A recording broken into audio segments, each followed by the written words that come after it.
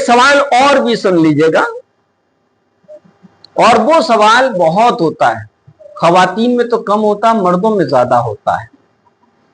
سجدے میں جاتے ہوئے عمومی طور پہ خواتین جو ہے دونوں پیر اٹھا لیتی ہیں، ان کے دونوں پیر اٹھ جاتے ہیں، دونوں پیر اٹھ جاتے ہیں۔ زمین پہ رہنا چاہیے، اتنا بچھ کے اور دب کے سجدہ کرنا، اتنا زمین سے چمٹ کر سجدہ کرنا کہ پاؤں اٹھنے نہیں چاہیے۔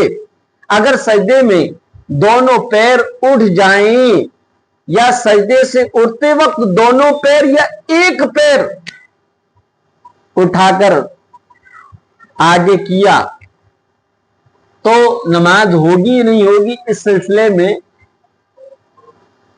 سوال پوچھنا جانا چاہیے اور اس کا جواب بھی دیا جانا چاہیے۔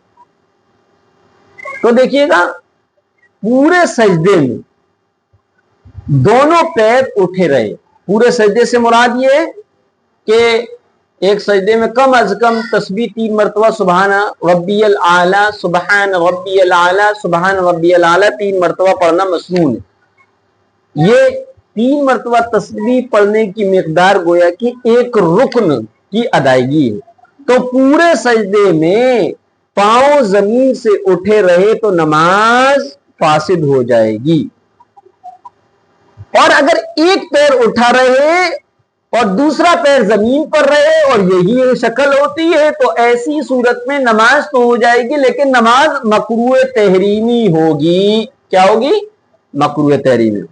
اور اگر سجدے کے بعد دوسری رکعت کے لیے یا قاعدے کے بعد تیسری رکعت کے لیے اٹھے اور پاؤں آگے پیچھے ہوئے، پاؤں آگے پیچھے ہو گئے، تھوڑا بہت فرق آ جاتا ہے، تو اس سے نماز میں کوئی خرابی نہیں ہوگی۔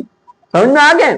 تھوڑے سے آگے پیچھے اٹھ جائیں تو نماز میں کوئی خرابی نہیں ہوتی، نماز صحیح ہو جاتی ہے۔ یہ مسئلہ اس لیے بیان کر رہا ہوں کہ بعض لوگ یہ سمجھتے ہیں کہ نماز پڑھنے کی حالت میں اپنے سیدھے پاؤں کا انگوٹھا ہلنا نہیں چاہیے، اگر وہ اپنی جگہ سے ہل جائے گا تو نماز نہیں ہوگی، ایسا لوگ سمجھتے ہیں، حالانکہ اس کی کوئی حقیقت نہیں ہے۔